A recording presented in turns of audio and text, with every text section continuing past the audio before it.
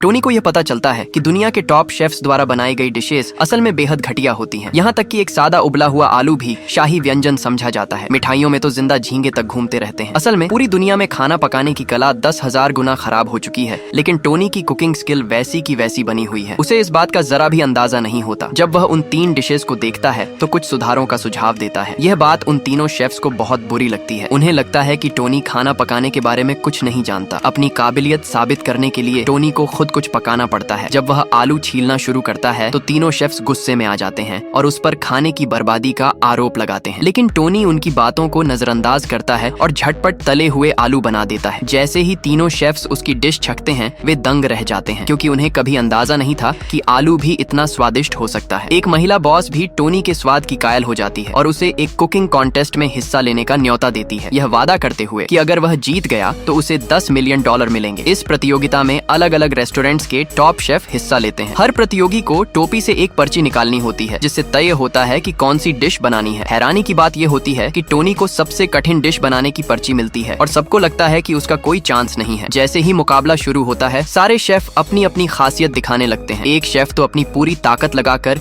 एक विशाल हरे प्याज को घुमाता है। एक महिला शेफ अपनी जबरदस्त जीवन कौशल लाइफ स्किल्स का प्रदर्शन करती है। थोड़ी ही देर में बाकी सभी शेफ्स अपनी डिश पूरी कर लेते हैं, लेकिन टोनी अभी भी चुपचाप काम में लगा होता है। पहले शेफ ने हरे प्याज का सूप बनाया होता है, दूसरे शेफ ने खूबसूरती से सजाया गया टमाटरों का व्यंजन तैयार किया होता है, तीसरे शेफ ने सफेद धुएं से उठते मिर्चों की डिश बनाई होती है। जज लोग तीनों डिश की भरपूर तारीफ करते हैं और किसी एक को विजेता घोषित करना मुश्किल समझते हैं। तभी आखिरी सेकंड में टोनी अपनी डिश तैयार कर लेता है, लेकिन कोई भी विश्वास नहीं करता कि वह अच्छा खाना बना सकता है। फिर एक जज उसके व्यंजन को हथौड़े से तोड़ने की तैयारी करता है। अगले ही पल उस सिरेमिक बर्तन से एक तेज सुनहरी रोशनी निकलती है, जिसे देखकर हर कोई हैरान रह जाता है। वह डिश थी सुनहरी चमकती हुई फ्राइड राइस, जो उस स्तर की थी जिसे दुनिया का कोई भी शेफ नहीं बना सकता। जैसे ही जज उस सुनहरी फ्राइड राइस का स्वाद चखता है वह इतना ज्यादा उत्साहित हो जाता है कि वह